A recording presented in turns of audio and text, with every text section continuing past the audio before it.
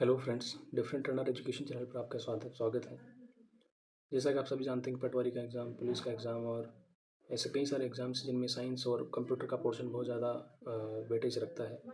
ऐसे में एक मैं सीरीज़ स्टार्ट कर रहा हूँ जिसके अंदर पुराने राजस्थान के जितने भी डिफरेंट डिफरेंट एग्ज़ाम्स हुए हैं उनके अंदर जो भी साइंस के और कंप्यूटर के जो क्वेश्चन आए हुए हैं उनको मैं यहाँ डिस्कस करूँगा। ताकि क्योंकि एग्जामिनर जो एग्ज़ाम पेपर डिज़ाइन करते हैं उनका बोर्ड एक ही होता है और वो ऑलमोस्ट वही सेम सदस्य रहते हैं। तो कभी कभी क्या होता है कि किसी एक एग्ज़ाम्स के क्वेश्चन किसी दूसरे एग्ज़ाम में डाल दिए जाते हैं, चाहे वो ऑप्शन से हो चाहे किसी भी चीज़ से हो। तो ऐसे में जितने भी अदर एग्ज़ाम्स हुए हैं, अदर देन आप जो एग्ज़ाम दे रहे हो, उनके क्वेश्चन लगाना भी उतना ही इंपॉर्टेंट होता है। अब हर किसी के पास इतना समय नहीं होता कि वो अदर एग्ज़ाम्स के भी क्वेश्चन पेपर निकाल के देखें। तो मैंने क्या किया है कि मैं, क्योंकि इन एग्ज़ाम्स को मैंने देखा है, तो मेरे को एक दिमाग में एक आइडिया आया कि मैं अगर इन क्वेश्चंस को कंपाइल करके अगर आप लोगों के सामने रख दूँ तो शायद ये किसी के लिए फ़ायदेमंद हो सके। तो इसीलिए मैंने एक प्रोग्राम स्टार्ट किया जिसके अंदर मैं डिफरेंट डिफरेंट एग्जाम्स के ऑलमोस्ट जितने भी राजस्थान के एग्जाम्स हैं जो कि काफ़ी चर्चा में भी रहते हैं और नहीं भी रहते हैं, फिर भी उनके क्वेश्चंस इंपॉर्टेंट लगे मुझे, उनको मैं कंपाइल करके आपके सामने लेके आ रहा हूँ ताकि इनका फ़ायदा आपको आने वाले अपने एग्जाम्स के लिए मिल सके। इसमें मैं केवल ऑप्शन का, केवल क्वेश्चन का आंसर बताऊँगा, जबकि मैं इनमें आपको नोट्स और कुछ जो एक्स्ट्रा डिटेल्स वगैरह होंगी वो भी मैं आपको दिखाऊँगा। एक दूसरी बात की जो हिंदी और इंग्लिश मीडियम का जो है कि इंग्लिश में लिखा हुआ है, हिंदी में लिखा हुआ है, उसका ऐसा आपको ऐसा फ़र्क फ़ील नहीं होगा। दोनों ही चीज़ें मैं बेहतरीन तरीके से दोनों ही माध्यमों में अच्छे से बताऊँगा। और हाँ, कॉम्पिटिशन एग्ज़ाम की तैयारी के दौरान आपको मीडियम का ये नहीं देखना चाहिए। सो ज़्यादा डिटेल में मैं अभी, जब वीडियो अपन स्टार्ट करेंगे, क्वेश्चन करेंगे, तब आपको ज़्यादा पता लग जाएगा। तो आइए चलिए शुरू करते हैं। तो कहने का सीधा सा मतलब यही है कि आप इन क्वेश्चंस को रेफर करो ताकि आपको आने वाले एग्जाम्स में इनसे बेनिफिट मिले। देखो, कोचिंग वाले क्या करते हैं कि different different randomly question form करते हैं और उनके बाद वो आपको क्वेश्चन बता देते हैं। ठीक है, वो भी एक अच्छी स्ट्रेटजी है, बट ज़्यादा बेटर ये है कि जो एजेंसी, जो कर्मचारी चयन बोर्ड या जो भी एजेंसी क्वेश्चन पेपर डिज़ाइन कर रही है, उन्हीं की क्वेश्चन पेपर को अगर आप लगाओगे तो आपकी एफिशिएंसी भी ज़्यादा बढ़ जाएगी और आपके सिलेक्शन के चांसेस बढ़ जाएंगे। तो आइए शुरू करते हैं। फर्स्ट क्वेश्चन है कि किसे लाफिंग गैस के रूप में जाना जाता है। देखो, ये क्वेश्चन एक ऐसा क्वेश्चन है कि सबने कहीं ना कहीं सुना हुआ है इस क्वेश्चन को, है ना। तो वैसे लाफिंग गैस जो है, सब जानते हैं कि नाइट्रोजन डाइऑक्साइड को लाफिंग गैस बोलते हैं।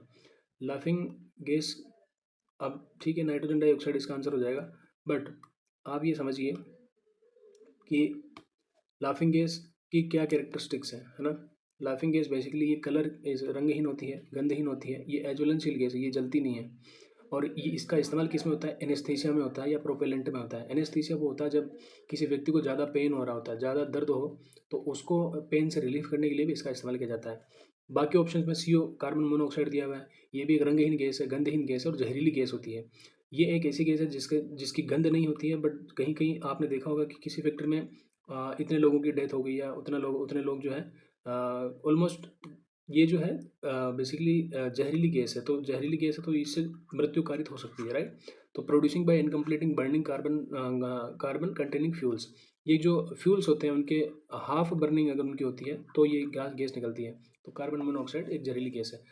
अगेन नेक्स्ट जो ऑप्शन था उसमें एसO2 का ऑप्शन भी था। ये तीव्र गंधयुक्त गैस है, तीक्ष्ण विषैली गैस है, ये रंगहीन है ना। तो रंगहीन गैस है, पता नहीं लगता कि कहाँ पर ये गैस पाई जा रही है या कहाँ नहीं है। इसका इस्तेमाल use in industrial process release by volcanoes, जो ज्वालामुखी होते हैं उनसे भी एसO2 गैस निकलती है और एसO2 गैस का इस्तेमाल किस में होता है? इंडस्ट्रीज में होता है।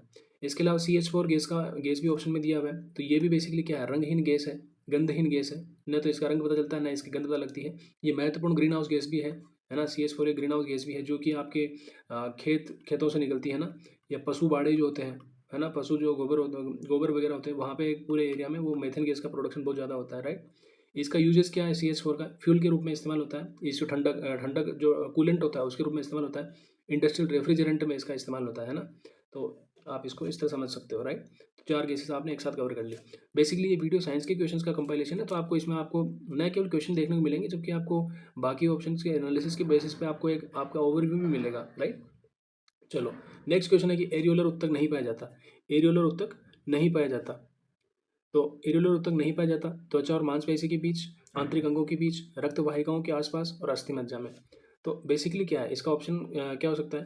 देखो, एरियोलर उत्तक के बारे में थोड़ा सा जान लेते हैं। बेसिकली 4 प्रकार के उत्तक होते हैं। मेजरली 4 प्रकार के उत्तक होते हैं, जिनमें कनेक्टिंग टिश्यूज,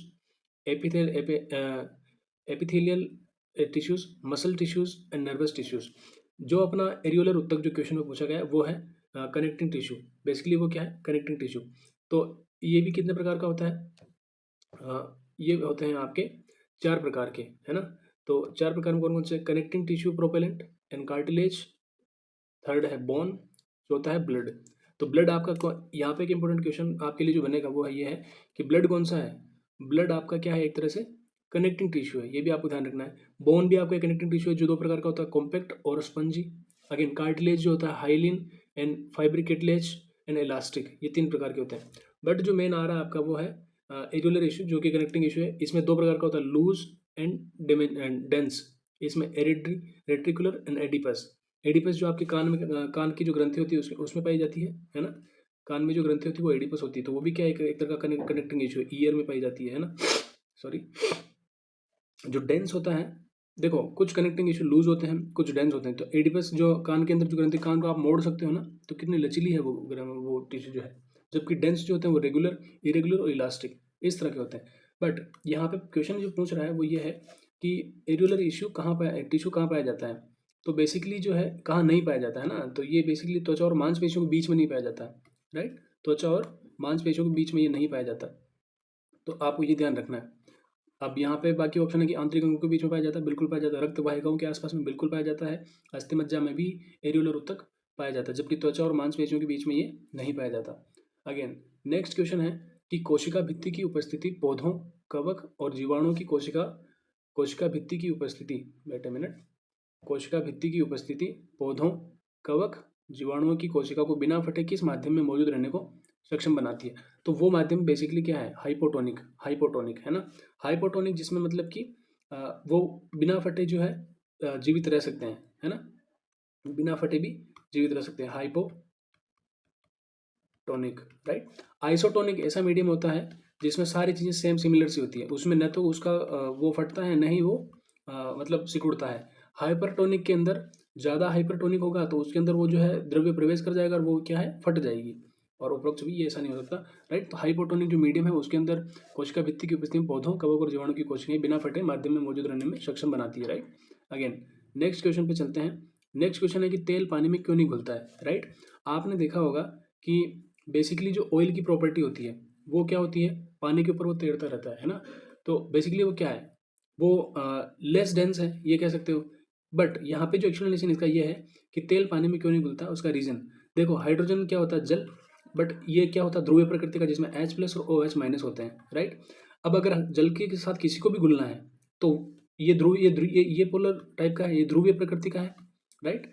तो इसके साथ घुलने वाली चीज को भी ध्रुवीय प्रकृति का होना होगा। जैसे कि नमक घुल जाता है, नमक का फॉर्मूला क्या होता है, NaCl, है ना। NaCl किसमें टूटता है, Na प्लस और Cl माइनस में। तो इसका प्लस इसके माइनस में और इसका Cl इसके माइनस इसके साथ में, तो ये घुल जाएंगे। बट तेल में ऐसी कोई ध्रुवीय प्रवृत्ति नहीं पाई जाती है, तो क्यों नहीं घुलता है, तेल के अणु ध्रुवीय होते हैं। ये इसमें गलत है, क्यों नहीं घुलता है, उसका रीजन है कि तेल के अणु ध्रुवीय होते हैं। ऐसा नहीं, ये ऑप्शन बेसिकली यहाँ पे रॉन्ग है, यहाँ पे एक चीज लिखी होनी चाहिए थी, तेल के अणु ध्रुवीय नहीं होते हैं। वेट ए मिनट, तो इसका ऑप्शन था तेल के अणु क्या होते हैं, यहाँ पे ध्रुवीय नहीं होते हैं। यहाँ पे लिखा होना चाहिए था तेल के अणु ध्रुवीय नहीं होते हैं, तो ये ऑप्शन यहाँ पे करेक्ट हो जाएगा। तेल के अणु पानी से बड़े होते हैं, ये रीजन नहीं है इसका, ये 2 रीजन नहीं हो सकते, ये एकमात्र रीजन था। यहाँ पे ऑप्शन में थोड़ी मिस्टेक प्रिंटिंग है, बाकी ऑप्शन इसका ये करेक्ट हो जाएगा, राइट। अगेन नेक्स्ट क्वेश्चन पे चलते हैं कि मिट्टी के घड़ों में जमा पानी ग्रीष्म काल में ठंडा हो जाता है, इसका कारण क्या है। जो गर्मी के दिन होते हैं उनमें आप मिट्टी मिट्टी के घड़े होते हैं उनमें पानी भर के रखते हो, है ना। उतनी गर्मी के अंदर भी उस घड़े का पानी कैसे ठंडा रहता है, तो उसका रीजन क्या है, वाष्पीकरण। जो पानी के घड़े के अंदर मिट्टी के जो घड़ा होता है उसमें छोटे छोटे छेद होते हैं, आप वो आंखों से नहीं दिखते बट वो बहुत ही बारीक बारीक छेद होते हैं। ऐसे में क्या होता है कि पानी की बूंदें हैं जो यहाँ पे हल्के से वाष्पीकृत होती है और बाहर की जो गर्म हवा है उसके टच में आती है, तो यहाँ पे कूलेंट प्रभाव पैदा होता है। उस कूलेंट प्रभाव के कारण जो अंदर का पानी क्या हो जाता है, ठंडा हो जाता है और बाहर जो है उस टेम्परेचर को मेंटेन करने में काम आता है। तो वाष्पीकरण की प्रक्रिया के कारण ही जो है क्या होता है, ग्रीष्म काल में जो पानी जो है घड़ों के अंदर वो ठंडा हो जाता है। अवक्षेपण का यहाँ पे कोई सेंस नहीं बनता। अवक्षेपण मतलब किसी सतह में जाकर के किसी चीज़ का बैठ जाना, अवक्षेपण ये होता है। संघनन का मतलब जम जाना, है ना, संघनन मतलब तो जम जाना होता है, राइट। और परासरण मतलब किसी झिल्ली को पार करके उसके आर पार हो जाना, है ना। तो आपका जो आंसर हो जाएगा वो मिट्टी के घड़ों में जो पानी ठंडा होता है उसका रीजन क्या है, वाष्पीकरण की प्रक्रिया। अगेन जो मरुस्थल में मृग तृष्णा के निर्माण का कारण वो क्या है, मृग तृष्णा क्या होती है बेसिकली, इसमें आपको टोटल रिफ्लेक्शन देखने को मिलता है। उसके कारण आपने देखा होगा कि कभी-कभी सड़क पे चलते हुए आपको अगर गर्मियों के दिनों में क्या कि भयंकर धूप होती है, तो कहीं-कहीं आपको जैसे यहाँ आपकी गाड़ी चल रही है ना, तो दूर एक आपको लगता है जैसे आगे पानी भरा हुआ सड़क पे, बट जब आप पहुँचते हो तो वहाँ कोई पानी नहीं होता। तो वो मृग मरीचिका जैसा ही इस तरह का आपको एक सेंस देखने को मिलता है। ऐसे में क्या है कि ऐसा बेसिकली इसलिए होता है क्योंकि अपवर्तनांक में परिवर्तन होता है ना, अपवर्तनांक जो होता है उसमें परिवर्तन होते हैं, उसके कारण ऐसा होता है। तो बेसिकली इसका रीज़न क्या होता है, अपवर्तनांक में कमी होती है ना? अपवर्तनांक में कमी, जैसे कि आप क्या देखोगे कि जो सतह है ना, जो ज़मीन है, उसके आस-पास में गर्मियों के दिनों में क्या होता है कि नीचे की सतह क्या हो जाती है, भयंकर रूप से गर्म हो जाती है। ऐसे में क्या हो जाता है कि वो उसका जो है बेसिकली वो कह सकते हो कि उसकी डेंसिटी वहाँ पे बढ़ जाती है। अब जैसे-जैसे आप ऊपर उठोगे, तो क्या है, डेंसिटी कम होती जाएगी। तो जब एक माध्यम से, चूँकि ये सघन माध्यम हो जाएगा, ये विरल माध्यम हो जाएगा, तो जब एक माध्यम से दूसरे माध्यम जाओगे, तो अपवर्तनांक में जो है कमी आएगी यहाँ पर। तो ऊंचाई के निर्माण के साथ ही वायुमंडल का अपवर्तनांक क्या हो जाता है, घटता जाता है। इसका कारण, इसका रीजन है मृग तृष्णा का जो है निर्माण होता है। चाहे वो रेगिस्तान में मृग मरीचिका इसलिए बोलते हैं इसको मृग मरीचिका का रीजन ये है कि जब रेगिस्तान के जो रेत के टीले होते हैं उनके अंदर जब कोई हिरन का बच्चा या हिरन जब पानी की तलाश में इधर उधर भागता है, तो उसको जैसे जिस तरह अपने को रोड पे जो पानी भरा हुआ दिखता है, उसको भी इस तरह की एक जो है इमेज दिखती है, जैसे कि वहाँ पानी भरा हुआ है। तो भाग के वहाँ जब वहाँ जाता है, तो वहाँ पर उसको पानी नजर नहीं आता, तो वो वापस निराश होकर लौट जाता है। तो मृग की मरीचिका है वो बेसिकली, कि मृग उसे भ्रम में चला जाता है कि पानी है वहाँ, शायद वहाँ पे पानी हो। तो रीजन उसका ये होता है कि अपवर्तनांक में परिवर्तन के कारण ये प्रक्रिया साइंस में जो होती है। ठीक है, इसके बाद नेक्स्ट क्वेश्चन पे मूव करते हैं अपन। तो अ, अगला क्वेश्चन है कि निम्नलिखित में से किसकी आवाज़ में किसकी आवाज़ की आवृत्ति न्यूनतम होती है। बेसिकली आवृत्ति से क्या मतलब है, आवृत्ति मतलब होती है फ्रीक्वेंसी, है ना, फ्रीक्वेंसी। तो फ्रीक्वेंसी मतलब एक सेकंड में या एक पर्टिकुलर टाइम में कितने बार वाइब्रेशंस हुए हैं, है ना। तो सबसे पतली आवाज़ किसकी होती है, बेसिकली पतली आवाज़ की बात हो रही है यहाँ पे। तो पतली आवाज़ बेसिकली जो बेबी लड़की होती है उसकी आवाज़ सबसे पतली होती है। ये तो आपको समझ में आ गया, सिंपल सी बात है। लड़की की आवाज़ भारी होती है, औरत की आवाज़ थोड़ी सी, लड़की की आवाज़ पतली होती है, बट औरत की आवाज़ उससे थोड़ी सी भारी होती है, पुरुष की सबसे भारी होती है। तो ये तो ऑप्शन हो नहीं सकते। तो सबसे न्यूनतम आवृत्ति पूछा है ना, न्यूनतम आवृत्ति। तो बेसिकली मेन की जो वॉइस होती है, यहाँ पे मैंने लिखा हुआ है कि main voice is minimum frequency, है ना। मेन की जो वॉइस होती है वो मिनिमम फ्रीक्वेंसी होती है। पिच मीन्स क्या होता है कि शार्पनेस ऑफ द वॉइस, है ना। A girl child has the highest pitch since frequency of sound is proportional to tone, right. तो यहाँ पे सॉरी, यहाँ पे न्यूनतम जो है वह पतली आवाज़ तो उसकी होगी, बट फ्रीक्वेंसी जो है बेसिकली किसकी होती है ज़्यादा, मिनिमम जो है पुरुष की होती है ना, बेबी गर्ल नहीं होगी यहाँ पे। Sorry for the, wait a minute. Okay, so right option क्या हो जाएगा आपका, पुरुष। ठीक है, अगेन निम्नलिखित में से किस ईंधन का ऊष्मीयमान कैलोरीफिक वैल्यू जो होती है वो अधिकतम होती है। अधिकतम किसकी होती है, एलपीजी की। कैलोरीफिक वैल्यू का मतलब बेसिकली ये है कि पर्टिकुलर जो ईंधन की मात्रा है उसमें से कितना जो है ऊष्मीयमान या कैलोरी प्रोड्यूस हुई है ना, तो उस पर डिपेंड करती है कि, तो आपने देखा होगा कि एलपीजी सबसे ज़्यादा एफिशिएंट होती है, तो लिक्विड पेट्रोलियम गैस। तो इसकी जो कैलोरीफिक वैल्यू ज़्यादा होती है, ऑलमोस्ट ऑलमोस्ट 55,000 किलो जूल पर किलोग्राम के आसपास में होती है ना। पेट्रोल की उससे कम, फिर मीथेन की सबसे कम, कोयले की उससे कम। ठीक, तो मैंने इसको लिखा भी यहाँ पे कि एलपीजी की लगभग 55,000 किलो जूल पर किलोग्राम होती है, पेट्रोल की 45,000 के आसपास। कार्बन CH4 की जो होती है ऑलमोस्ट ऑलमोस्ट 55,000 के आसपास में होती है। आई थिंक ये 55 नहीं है, 50 के आसपास में है। और जो कोल होता है, कोयला, उसकी वेरी करती रहती है 25,000 से लेकर के 33,000 किलो जूल पर किलोग्राम के बीच में इसकी जो है कैलोरीफिक वैल्यू होती है। कैलोरीफिक वैल्यू आप समझ गए, इसका मतलब कितना ईंधन इफिशिएंट हो, जितना कैलोरीफिक वैल्यू जितनी इफिशिएंट ज़्यादा होगी वो ईंधन उतना ही इफिशिएंट होगा। अगर मैं यहाँ बात करता हूँ हाइड्रोजन की, तो हाइड्रोजन उससे भी ज़्यादा कैलोरीफिक वैल्यू होती है, सबसे ज़्यादा, क्योंकि यहाँ पे वेस्ट जनरेशन बिल्कुल नहीं होता, जल निकलता है और ऑक्सीजन निकलती है और कुछ भी नहीं निकलता, राइट। तो उसकी वैल्यू बहुत ज़्यादा होती है। तो यहाँ पे आपको कैलोरीफिक वैल्यू का समझ में आ गया होगा। अगेन आपको कई सारे ऐसे क्वेश्चन देखने को मिलते हैं जहाँ पे पर्टिकुलरली कोई चीज़ दी हुई, जैसे कि प्रोटीन, कार्बोहाइड्रेट, विटामिन, है ना, और खनिज, ऐसे कई सारी चीज़ें दी होती है और वो कहते हैं कि उनसे कौन सा रोग होता है। तो बेसिकली ये क्वेश्चन बहुत ज़्यादा वैसे ही चर्चा में रहता है। प्रोटीन के बारे में ये क्वेश्चन कई एग्जाम्स में रिपीटेशन इसका हुआ है। स्टिल यहाँ पे क्वेश्चन दिया हुआ है कि प्रोटीन की कमी के कारण कौन सा रोग होता है। तो क्वाशिक्योर जो रोग होता है बेसिकली वो प्रोटीन की कमी के कारण होता है। अगेन जो बाकी के ऑप्शन दिए हैं, रिकेटस, ये रिकेटस रोग विटामिन डी की कमी के कारण होता है। एनीमिया रोग जो होता है बेसिकली, और हेमरेज जो रोग होता है, इनके बारे में डिटेल आप नीचे देखो। हेमरेज जो रोग होता है बेसिकली विटामिन के की कमी के कारण होता है। हेमरेज में क्या होता है कि जब किसी लग जाती है, कि जब कोई सड़क दुर्घटना में चोट में घायल हो जाता है, या फिर नॉर्मली जब किसी के कट लग जाते हैं बॉडी में और वहाँ से ब्लड फ्लो होने लगता है, तो कभी कभी क्या होता है कि क्लोटिंग नहीं होती ब्लड की, है ना, ब्लड जो निकलते रहता है, मतलब रक्त का थक्का नहीं बनता उसका। तो रक्त का थक्का नहीं बनेगा तो वो व्यक्ति की जान जाने की ज़्यादा संभावना होती है। तो वो एसेंशियली जो है विटामिन के की कमी के कारण होता है। और ये विटामिन के एसेंशियल के किसके लिए ज़रूरी होता है, रक्त का थक्का बनाने में विटामिन के ही इंपॉर्टेंट रोल प्ले करता है, ठीक। क्वाशिक्योर बेसिकली क्या है, एक टाइप का मालन्यूट्रिशन है जो प्रोटीन की कमी के कारण होता है। ये कैरेक्टराइज्ड बाई एडिमा, स्वेलिंग, है ना। तो ये बेसिकली एक मालन्यूट्रिशन का टाइप है। रिकेटस जो होता है विटामिन डी की कमी के कारण होता है ना, जो विटामिन डी अपने को धूप से मिलता है ना। अगेन एनीमिया रोग जो होता है बेसिकली महिलाओं में पाया जाता है, महिलाओं में या बच्चों में पाया जाता है ये। इसमें बेसिकली क्या होता है, ये आयरन की डिफिशियंसी होती है, इसलिए ये रोग होता है। फोलिक एसिड की कमी होती है, विटामिन B12 की कमी के कारण ये रोग होता है। इसमें क्या होता है कि ब्लड में आरबीसी, रेड ब्लड सेल्स की जो है कमी हो जाती है, इसके कारण जो है एनीमिया रोग होता है, ठीक है। आपने ये चीज़ को समझ लिया होगा, राइट। तो चलो आगे मूव करते हैं। आगे का क्वेश्चन है कि अनाज, पास्ता, ब्रेड, अनाज और पास्ता एक अच्छा स्रोत है, किसका स्रोत है ये बेसिकली कार्बोहाइड्रेट का स्रोत है ना। बेसिक इसमें विटामिन भी पाया जाता है, मिनरल और फाइबर भी इसमें पाए जाते हैं, बट हाँ बेसिकली जो स्रोत है वो कार्बोहाइड्रेट का है, राइट। जो अरबी होती है जिसे अपन खाते हैं, अरबी होती है ना नॉर्मल, जिसको येम बोलते हैं इंग्लिश में, ये बेसिकली क्या होता है, ये जड़ है बेसिकली। अरबी एक ये जो याम होती है इसको क्या बोलते हैं, ये जड़ी तो है ना ये। तो जमीन के अंदर अंडरग्राउंड जो इसका पार्ट है वही खाया जाता है, राइट। तो ये बेसिकली जिस पार्ट को अपन खाते हैं वो ये बेसिकली जड़ का प्रकार है। तो अंडरग्राउंड इसका पार्ट होता है जमीन के अंदर, उसको अपन खाते हैं। यहाँ पे मैंने क्वेश्चन को दोनों लैंग्वेज में दिया हुआ ताकि आपको कन्फ्यूजन नहीं हो। ये अंडरग्राउंड वाला पार्ट, ये जमीन के अंदर, राइट। यहाँ पे कार्बोहाइड्रेट। अगेन नेक्स्ट क्वेश्चन ये है कि निम्नलिखित में से कौन सा एक सुमेलित है, इन बाकी सभी में से कौन सा सुमेलित है। तो एथेरोलॉक्सिस है, एथेरोलॉक्सिस ब्लॉकेज ऑफ आर्टलरीज, इसमें ये करेक्ट है। जो एथेरोस्क्लेरोसिस है वो बेसिकली धमनियों में अवरोध हो जाता है। धमनियाँ क्या करती है, जो शुद्ध रक्त होता है उसका वहन करती है। जो प्योर ब्लड होता है, जो प्योरीफाइड ब्लड होता है, जो हृदय के अंदर होता है, उसका वहन करती है। अगर इसमें ब्लॉकेड आ जाए तो क्या हो जाता है, atherosclerosis. Basically heart attack type का ही है। कोरोनरी अटैक क्या होता है, ये संबंधी विस्फोरण से नहीं होता, हाइपरटेंशन निम्न रक्तचाप से नहीं होता, हाइपोटेंशन जो हृदयाघात से नहीं होता है ना। ये बेसिकली इनको समझ लेते हैं कि जो हार्डनेस ऑफ आर्टरीज है बेसिकली हाई ब्लड प्रेशर के कारण हाइपरटेंशन होता है, ना कि लो ब्लड प्रेशर के कारण। और इसको ट्रीट किया भी जा सकता है, हाई ब्लड प्रेशर को कंट्रोल किया जा सकता है। जो नॉर्मली जो रहता है वो रहता है 80-120, है ना।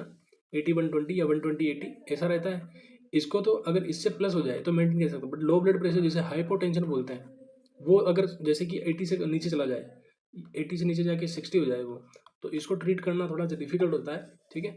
तो ये लो ब्लड प्रेशर जो है हाइपोटेंशन के कारण होता है। जो यहाँ पे दिया हुआ हाइपरटेंशन जो होता है वो हाई ब्लड प्रेशर के कारण होता है, हाई ब्लड प्रेशर के कारण। और हाइपोटेंशन जो होता है लो ब्लड प्रेशर के कारण होता है।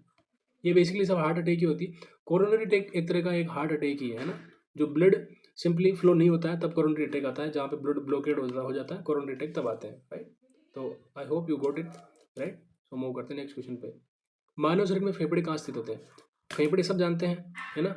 लंग्स, वेट अ मिनट, फेफड़े जो होते हैं लंग्स जिनको अपन बोलते हैं लंग्स, ये सब जानते हैं कि ये वक्ष गुहा में होते हैं। वक्ष गुहा जो होती है अपनी जो चेस्ट होती है उसके जस्ट नीचे का जो पार्ट होता है उसको वक्ष गुहा बोलते हैं। मुख में कैसे हो सकते हैं, ऑब्वियसली नहीं होंगे, हृदयावरण गुहा में नहीं होंगे, उदरीय गुहा में, पेट में भी नहीं होंगे, ये वक्ष गुहा में होते हैं जहाँ पर ब्रीदिंग सिस्टम जो पंपिंग सिस्टम है वो काम करता है अपना, राइट।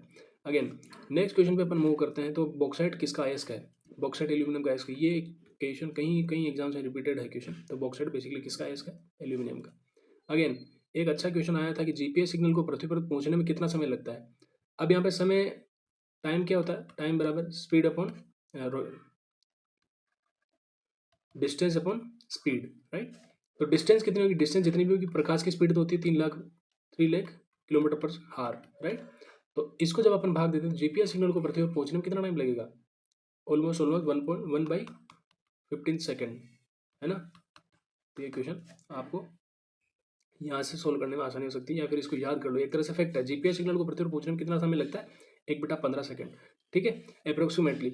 और इसका फॉर्मूला ये होता है, राइट। सैटेलाइट और अर्थ के बीच में डिस्टेंस जो है वो बेसिकली डिफरेंट एंगल पे डिफरेंट प्लेसेस से डिसाइड होती है।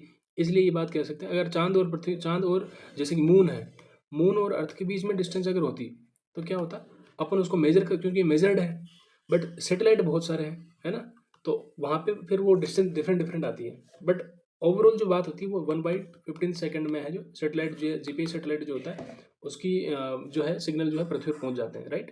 अगेन इसकी पीडीएफ आपको डेफिनेटली मेरे टेलीग्राम चैनल पे मिल जाएगी, जो इसी नाम से डिफरेंट ट्रेंडर एजुकेशन के नाम से। आप वहाँ से जाके उसको आराम से डाउनलोड कर लीजिए और उसके बाद उसको आप पढ़ सकते हैं आराम से बैठ। अगेन निम्नलिखित में कौन सी ऊष्मा से भी अभिक्रिया एक्सोथर्मिक रिएक्शन नहीं है, है ना। एक्सोथर्मिक रिएक्शन नहीं है, तो आपको ये ढूंढना है।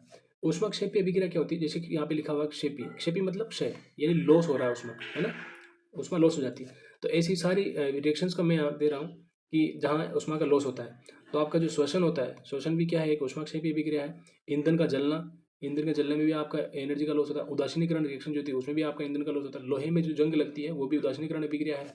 परमाणु का विखंडन होता है, वो भी आपकी उदासीनीकरण अभिक्रिया। निष्प्रभावीकरण, वो भी आपकी एक एक्सोथर्मिक रिएक्शन है, ऊष्मक्षेपी अभिक्रिया। Making of ice cubes, snow formation in clouds, जो बर्फ में जो जो बादलों में जो बर्फ बनती है ना, ओले जो बनते हैं, वो भी एक तरह से क्या है, ऊष्मक्षेपी अभिक्रिया है। बर्निंग ऑफ शुगर, शक्कर का जलना, ये भी एक ऊष्मक्षेपी अभिक्रिया है। बर्निंग ऑफ कैंडल, मोमबत्ती का जलना, ये भी क्या है, एक ऊष्मक्षेपी अभिक्रिया, जहाँ पर ऊष्मा का लॉस होता है, राइट। ये इतना सा सिंपल से ध्यान रखना। Redox reaction strong acid and water, अगर प्रबल अम्ल और क्षार की, प्रबल अम्ल और जल की अभिक्रिया कराई जाती है तो वो भी क्या एक तरह से वो भी एक तरह से क्या है, एक ऊष्मक्षेपी अभिक्रिया है। Cold pack of pack to heal an injury, अगर किसी की लग जाती है तो कोल्ड पैक होते हैं, है ना। इंजरी को हील करने के लिए क्या होते हैं, कोल्ड पैक होते हैं। आइस क्यूब्स जिनको बोलते हैं ना। H2O और CaCl2, इस ये भी क्या होता है, ऊष्मक्षेपी अभिक्रिया। लॉन्ड्री डिटर्जेंट, जो सर्फ होता है ना, जिसको अपन नॉर्मली सर्फ बोलते हैं या फिर वॉशिंग पाउडर बोलते हैं, उसमें जो सर्फ डालने के बाद जो ऊष्मा बाहर निकलती है वो भी क्या है, ऊष्मक्षेपी अभिक्रिया, उसमें बाहर निकल रही है उसमें। थर्माइट रिएक्शन होती है, उसमें भी आपको ऊष्मक्षेपी अभिक्रिया देखने को मिलेगी। डिकम्पोजिशन ऑफ वेजिटेबल, जो सब्जियां होती है, सब्जियों का जो डिकम्पोजिशन होता है वो भी एक तरह से क्या है, एक तरह से क्या है वो ऊष्मक्षेपी अभिक्रिया है। एक H2SO4 और जल का जो रिएक्शन है वो भी क्या है, इसमें भयंकर रूप से ऊष्मा बाहर निकलती है, तो ये भी क्या हो जाएगी आपकी, एक ऊष्मक्षेपी अभिक्रिया हो जाएगी। अगेन यहाँ पे मैंने कुछ इसके ऊष्माशोषी के, जहाँ पर ऊष्मा को ग्रहण किया जाता है, उसके एग्जांपल्स दिए मैं, जैसे कि फोटोसिंथेसिस, प्रकाश संश्लेषण जो होता है ना, प्रकाश संश्लेषण में आपको क्या क्या करना पड़ता है, पौधे जो है ऊष्मा को ग्रहण करते हैं, सूर्य के प्रकाश को ग्रहण करते हैं, उसके बाद वो अपना खाना बनाते हैं। तो क्या हो रहा है, प्रकाश का ग्रहण हो रहा है, तो वो प्रकाश का क्या कर रहे हैं, शोषण कर रहे हैं, है ना। शोषण मतलब एब्जॉर्ब कर रहे हैं, ऊष्मा को ग्रहण कर रहे हैं। मेल्टिंग ऑफ आइस, आइस को क्यों मेल्ट होता है, आइस जब हीट को अंदर लेगा आपने, है ना, ऊष्मा को ग्रहण करेगा तभी तो पिघलेगा। Ice melting is a example of endothermic reaction. वाष्पीकरण, वाष्पीकरण में क्या हो रहा है, पानी या घड़ा है ना, घड़ा भरा हुआ है, ये ऊष्मा को ग्रहण कर रहा है, इसलिए पानी यहाँ से क्या हो रहा है, उड़ जा रहा है, ठीक। और यहाँ पे शीतलन का प्रभाव पैदा करके जा रहा है। या फिर पौंड जो है, उसमें जो है पानी हीट को लेता है, उसके बाद पानी वाष्प बनकर उड़ जाता है, तो ये भी क्या है, ऊष्माशोषी अभिक्रिया है। कुकिंग ऑफ एन एग, अगर अंडा उबालते हैं ना, एग्स को उबालते हैं, तो वो क्या कर रहा है, हीट को ले रहा है, उसके बाद वो है जो उसका जो अंदर जो कंटेंट होता है वो क्या सॉलिड हो जाता है। NH4Cl प्लस H2O की रिएक्शन होती है वो भी ऊष्माशोषी होती है। और नेल पॉलिश जो होती है, जब आप नाखूनों पे नेल पॉलिश लगाते हो, तो क्या होता है, वहाँ पे आप जैसे लगाते हो वहाँ पे आपको ठंडक फील होती है। ठंडक, उसका रीजन क्या है, ऊष्मा को ग्रहण किया गया, उसके बाद आपको ठंडक फील हो रही है, राइट, ऐसा। So that's how you can cover it, right. Now we are moving to next question, which is मानव समष्टि में रुधिर समूह का एक उदाहरण है। मानव समष्टि में रुधिर समूह किसका उदाहरण है, एक अपूर्ण प्रभाव का है, एक इनकम्प्लीट प्रभाव का है, अपूर्ण प्रभाव। उसका रीजन क्या है कि डिफरेंट डिफरेंट टाइप के ब्लड ग्रुप्स होते हैं, ए बी, है ना, ओ ए बी, फिर इनके नेगेटिव और पॉजिटिव दोनों होते हैं। तो ये बेसिकली अपूर्ण प्रभावित होते हैं, अपूर्ण प्रभाविता होती है इनके अंदर, ये अपूर्ण प्रभाविता का एग्जाम्पल है। बहु प्रभाविता नहीं है, असगुणिता भी नहीं है, सप्रभाविता नहीं है। तो इनके डिफरेंट डिफरेंट टाइप होते हैं ब्लड ग्रुप्स के। तो बेसिकली ये क्या है, बेसिकली ये क्या है, इनकम्प्लीट डोमिनेंस है, incomplete dominance, option number B, right. Again next question में मूव करते हैं। तो तांबे के बर्तनों को आर्द्र वायु में खुला रखने पर उन पर बनने वाली परत, तांबे के बर्तन को आर्द्र वायु में खुला रखने पर उन पर बनने वाली परत हरी परत क्यों उत्पन्न होती है, हरी परत क्यों उत्पन्न, देखो हवा में रख रहे हैं, सिंपल सी ऑक्सीडेशन वहाँ पर प्रोसेस हो रहा है, तो कॉपर ऑक्साइड का जो है बेसिकली वहाँ पे क्या हो जाएगा, no no no no, it's not right answer actually. Okay, oxygen के संपर्क में तो आएगी, बट रीजन क्या है उसका, कॉपर कार्बोनेट, क्योंकि कार्बोनेट और वायुमंडल में CO2 भी तो पाई जाती है, जरूरी तो नहीं कि वो ऑक्सीजन से क्रिया करे। तो कार्बोनेट, कॉपर कार्बोनेट के कारण उस पर हरी परत जम जाती है। बेसिकली क्या हो रहा, बेसिकली वो तांबे पर जंग का प्रकार है, एक तरह से तांबे पे जंग किस प्रकार का लगता है, हरे कलर का। आपने देखा होगा कि तांबे के जो बर्तन होते हैं बेसिकली ग्रीन प्रकार की जो है आपको चीज़ें देखने को मिलेगी। तो राइट, ये इस तरह इसकी रिएक्शन है, यहाँ पे आपको देखने को मिलेगा, ये CO3 कॉपर कार्बोनेट, ये इसमें CO2 इसमें ऐड हो गई यहाँ पे, ठीक है। तो कॉपर कार्बोनेट के कारण उसमें हरी परत जम जाती है ना। अगेन नेक्स्ट क्वेश्चन है कि निम्नलिखित में से कौन सा कथन सत्य है। तो धातु के ऑक्साइड अम्लीय प्रकृति के होते हैं और अधातु के ऑक्साइड क्षारीय प्रकृति के, नहीं, उल्टा दिया हुआ यहाँ पे कि धातु के ऑक्साइड जो होते हैं वो बेसिकली क्षारीय प्रकृति के होते हैं, बेसिक होते हैं, है ना। और अधातु के जो ऑक्साइड होते हैं वो बेसिकली एसिडिक होते हैं। तो दोनों ऑप्शन यहाँ पे क्या है, इनकरेक्ट है ना। तो दोनों ही जो है यहाँ पे इनकरेक्ट दिए हुए, एक दूसरे को इंटरचेंज कर दिया इन्होंने, ठीक है। ये CET का क्वेश्चन है, एग्जाम्स के नाम मैंने इसमें दिए हुए। हाँ, यहाँ पे मैंने इसके एक रिएक्शन दी हुई कि oxide of metals our basics, जैसे कि ये मेटल है, कैल्शियम मेटल है, कैल्शियम का ऑक्साइड है, CO कार्बन, कैल्शियम ऑक्साइड। इसको मैंने अम्ल के साथ में क्या कराई, अभिक्रिया कराई, तो CaCl2 बना। ये क्या है, बेसिकली क्षार है, right. Oxides of non metal जैसे कि कार्बन एक नॉन मेटल है, राइट। इसका ऑक्साइड है, इसको मैंने जल के साथ अभिक्रिया कराई, तो यहाँ पे क्या बना, H2CO3, ये एक अम्ल है, राइट। तो इस तरह आपको इसको याद कर सकते हैं। इसको आप अपने टेबल पे सामने पेस्ट कर लीजिएगा ताकि आपको ज़्यादा आसानी रहेगी, है ना। अगेन नेक्स्ट क्वेश्चन है कि किस प्रकार के दर्पण के उपयोग से विस्तारित दृश्य क्षेत्रफल प्राप्त होता है। विस्तारित दृश्य क्षेत्रफल, आपने देखा होगा कि जो आपकी कारें होती है या बाइक होती है, उसके पीछे का जो दर्पण लगा होता है उसमें पीछे बहुत बड़ा व्यू दिखता है, जबकि कार छोटा सा होता है। वो बेसिकली क्या है, उत्तल दर्पण है। क्या है वो, उत्तल दर्पण, कॉन्वेक्स, वो कॉन्वेक्स लेंस है, इसको साइड मिरर बोलते हैं। वो बेसिकली क्या होता है, उत्तल दर्पण है वो, है ना। अगेन नेक्स्ट क्वेश्चन पूछा कि निम्नलिखित में लेंस का सही सूत्र कौन सा है। सिंपल सा क्वेश्चन है, लेंस का सही सूत्र पूछ रहे हैं यहाँ पे। तो लेंस बेसिकली क्या होता है, देखो लेंस के सूत्र में और दर्पण के सूत्र में आज के बाद आपको कन्फ्यूजन नहीं होगा। इसका रीजन क्या है, देखो आप, लेंस बेसिकली क्या होता है, या तो इस तरह का लेंस होगा जिसमें यहाँ से ये होता है, यहाँ से किरण आई इधर निकल गई, है ना, या इधर से आई इधर ही निकल गई, है ना। दर्पण या इस तरह का होगा, राइट। मतलब एक तरफ से जाके दूसरी तरफ प्लस और माइनस दोनों हो रहा है यहाँ पे, है ना। जबकि दर्पण क्या होता है, दर्पण इस तरह का होता है, जो एक वन साइड इसकी क्या होती है, पूरी तरह से पुती होती है, वो ब्लॉक कर देता है। तो एक तरफ ही रहता है वो, जो आने वाला जो प्रकाश है वो एक तरफ से आएगा और वहीं से रिफ्लेक्ट हो जाएगा, राइट। तो इसमें मीडियम चेंज नहीं होगा, मतलब प्लस है तो प्लस ही रहेगा, राइट, और प्लस ही रहता है वैसे बेसिकली।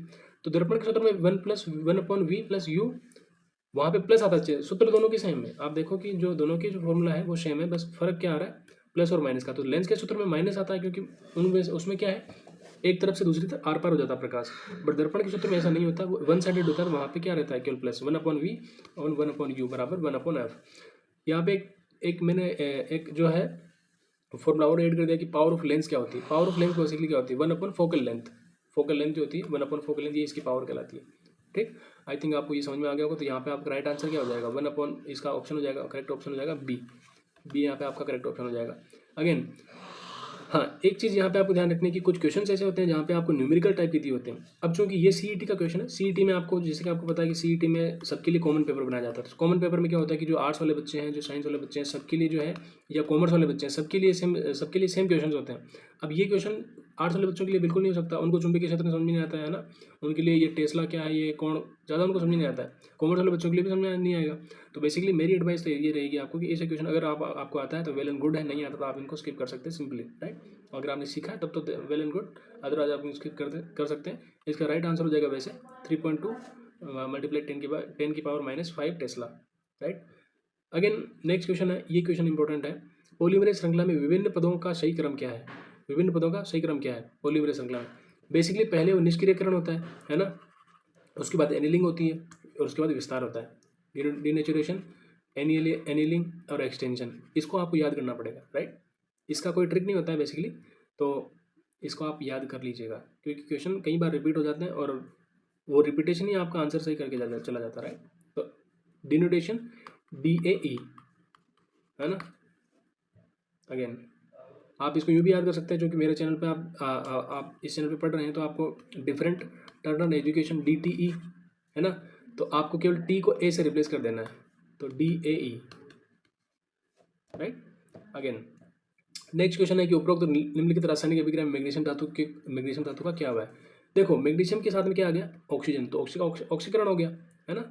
तो ऑप्शन नंबर इसका बी ऑटोमेटिकली करेक्ट हो जाएगा, राइट। अगेन एक रासायनिक परिवर्तन के लिए निम्न केस में कौन सा कथन सही नहीं है।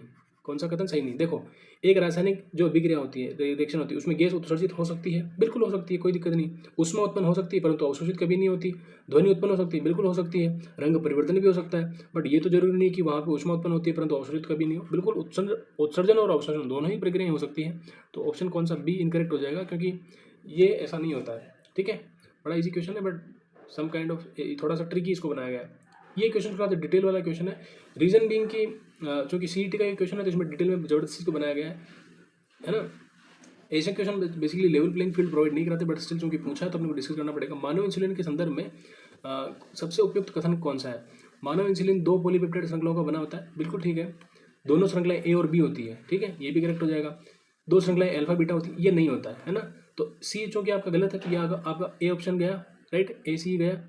इसके बाद प्रॉक हार्मोन, प्रो हार्मोन जो होता है, इसमें सी पेप्टाइड के अतिरिक्त एक अतिरिक्त टुकड़ा या खंड होता है, राइट। और सी पेप्टाइड 2 श्रृंखलाओं के मध्य परिवर्तन के मध्य परिपक्व रूप में मानव इंसुलिन में उपस्थित होता है, राइट। तो बेसिकली ये क्या है, इसमें आपको देखने को मिलेगा कि इसमें जो चीज़ है वो बेसिकली आपको इसमें बी ऑप्शन जो आपका क्या है, ये डी ऑप्शन जो है क्या है इनकरेक्ट है, right. Wait a minute, yes.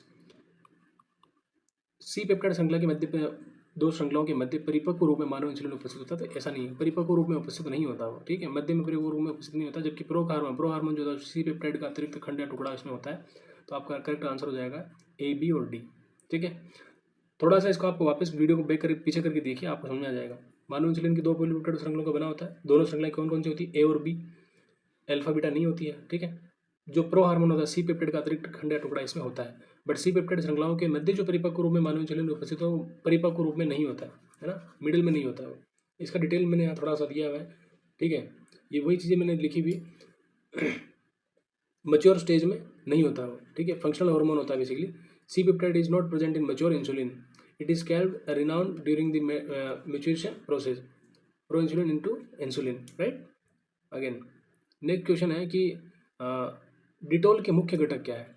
जो डिटोल नहीं होता, डिटोल जो साबुन जिससे अपन हाथ धोते हैं, बहुत बार बहुत एड भी आता है इसका। इसमें बेसिकली क्लोरोक्सिनोल और टर्पीनियोल, थोड़ा साइंस के नाम इस तरह के होते हैं कि आपकी जबान पे वो सेट नहीं खाते हैं, बट हाँ, इसका ऑप्शन जो है क्लोरोक्सिनोल और टर्पीनियोल होते हैं, इसका ऑप्शन है ना। डिटोल के ये घटक होते हैं। ऐसे ही फिटकरी का घटक पूछ सकते हैं आपको, है ना। बहुत सारे जो चर्चित जो भी केमिकल कंपाउंड होते हैं, उनके आपको ऑप्शन इस तरह के ऑप्शन में बना के पूछ लेते हैं। तो ये आपको ध्यान रखना है, राइट। अगेन उस जीवाणु प्रजाति का चयन कीजिए जो एकल कोशिका प्रोटीन के लिए उपयोगी है। एकल कोशिका प्रोटीन के लिए उपयोगी है, तो इसमें मिथाइलोफाइसिस, इसका ऑप्शन मैंने यहाँ दिया हुआ है, मिथाइलोफाइसिस और मिथेनलोफोरस, राइट। इसके अलावा जैसे कि एल्केलिजेनिस और स्यूडोमोनास बेसिलस मैग्नेटेरियम एंड स्यूडोमोनास फ्लोरेसेंसिस, ये भी जो क्या होते हैं बेसिकली सिंगल सेल प्रोटीन होते हैं, सिंगल सेल प्रोटीन प्रोडक्शन में काम आते हैं, राइट। तो ये ऑप्शन इस तरह दिए हुए हैं, राइट। तो इसमें आपका राइट आंसर हो जाएगा मिथाइलोफाइलस मिथाइलोट्रोफस। अगेन उन बीजों का चयन कीजिए जो 100% शुद्ध होते हैं, जिनके बेग को सुनहरा पीला रंग का टैग लगाया जाता है। तो उनको क्या बोलते हैं? ब्रीडर सीड्स बोलते हैं उनको। सुनहरा पीला टैग बना, 100% शुद्ध होते हैं, देखो शुद्ध है, ठीक है, शुद्ध भी होते हैं, उनके बेग को क्या लगाया जा रहा है? पीला टैग लगाया जा रहा है। तो ये तो ब्रीडिंग में काम आ सकते हैं इस तरह के, है ना। क्योंकि म्यूटेशन तब होता है जब वो जो बीज है वो खेत में चला गया, उसके बाद में उसमें बहुत सारी प्रक्रियाएं जुड़ती है, तब वो क्या हो जाता है? म्यूटेट होकर डिफरेंट हो जाता है, या फिर वो 100% शुद्ध नहीं रहता हो ना, वो मिक्सिंग हो जाती है उसके अंदर। तो शुद्ध जब है तो वो ब्रीडर के लिए इस्तेमाल हो जाता है, प्रजनक है वो बेसिकली, क्योंकि प्रजनक जो होते हैं वो पूरी तरह से शुद्ध होते हैं, राइट। तो ब्रीडर। अगेन जो ये रंग का जो टाइप है, वो फाउंडेशन सीड्स को व्हाइट टैग मिलता है ना, और रजिस्टर्ड सीड होते हैं उनको पर्पल टैग मिलता है, जो रजिस्टर्ड हो जाते हैं, और सर्टिफाइड सीड्स जो होते हैं उनको एजोरा ब्लू टैग मिलता है। बट जो प्रजनक सीड्स होते हैं, है ना, उनको येलो मिलता है ना। येलो कलर का पेन चल रहा है तो ये येलो हो जाएगा, right, although it's orange. Again जो नेक्स्ट क्वेश्चन वो है कि कौन सा कार्बन का अपर रूप या एलोट्रोप नहीं है? तो अपन बचपन से पढ़ते हुए आ रहे हैं, हीरा, है ना, हीरा हो गया, फ्लोरीन हो गया, हाइड्रोकार्बन नहीं होते, ग्रेफाइट हो गया। तो बेसिकली हाइड्रोकार्बन जो है ऑप्शन नंबर बी इसका इनकरेक्ट ऑप्शन हो जाएगा, क्योंकि ये कार्बन का अपर रूप नहीं है। निकल उत्प्रेरक की उपस्थिति में तेल का हाइड्रोजन के साथ उपचार करने पर वसा बनती है, राइट। ये किस प्रकार की अभिक्रिया है? तो ये बेसिकली योगात्मक अभिक्रिया है। जैसे कि यहाँ पे ऑप्शन दिया हुआ है, जैसे कि ये वेजिटेबल ऑयल है ना, इसके साथ हाइड्रोजन की प्रक्रिया करें निकल के साथ में, तो क्या बना? वेजिटेबल घी बन गया। तो सेचुरेटेड है या इनसेचुरेटेड है। तो ये बेसिकली किस प्रकार की अभिक्रिया है? ये दोनों जुड़ गया ना, हाइड्रोजन जाके यहाँ पे इनकी जगह जुड़ गया, तो हाइड्रोजन यहाँ पे आ गए, है ना। हाइड्रोजन यहाँ पे कितने? 2 अणु है, तो ये क्या एडिशन हो गया। एडिशन मतलब योग, राइट। तो ये योगात्मक अभिक्रिया हो गई, ठीक है। नाउ नेक्स्ट क्वेश्चन है कि निम्नलिखित में से कौन से युग में सही नहीं है?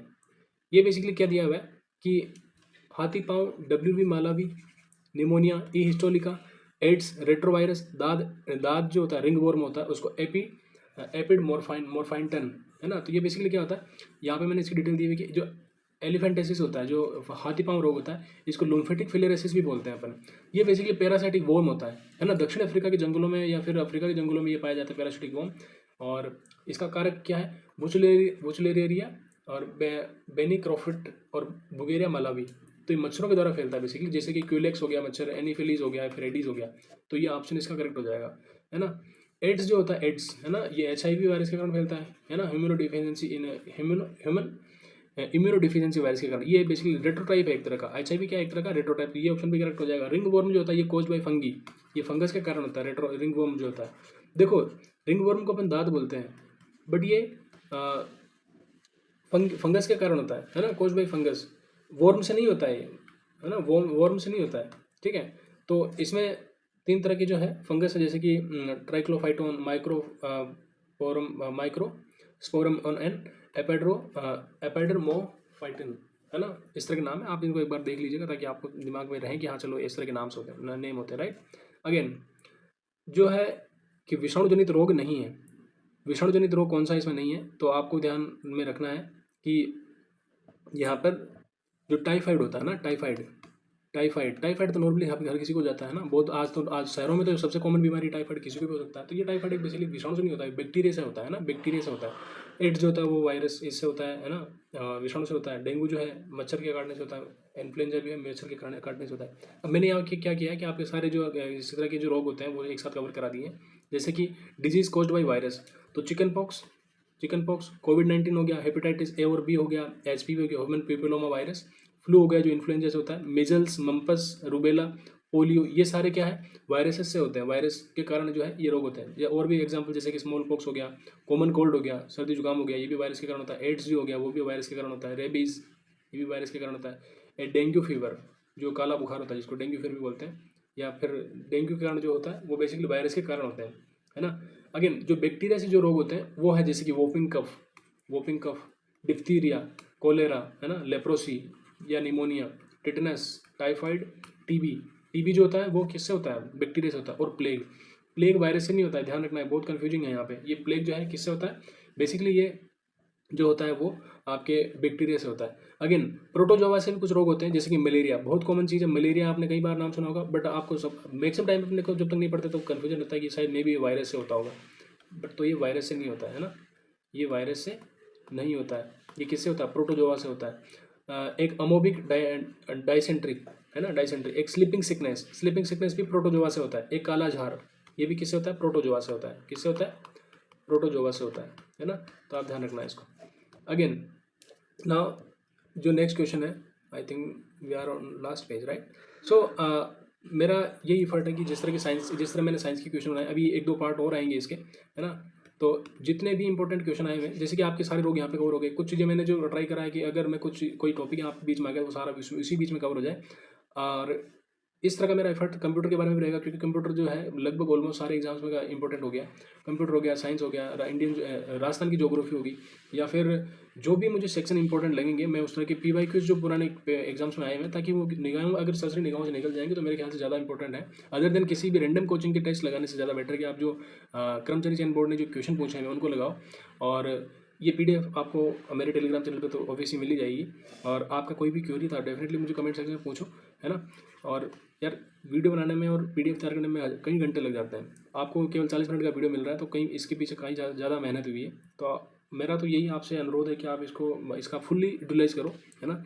इसका जिसका इस्तेमाल कर सकते हो उतना करो।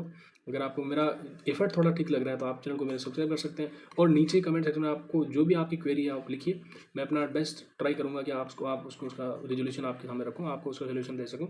आई hope all the best for your examination. Thank you so much, till then bye.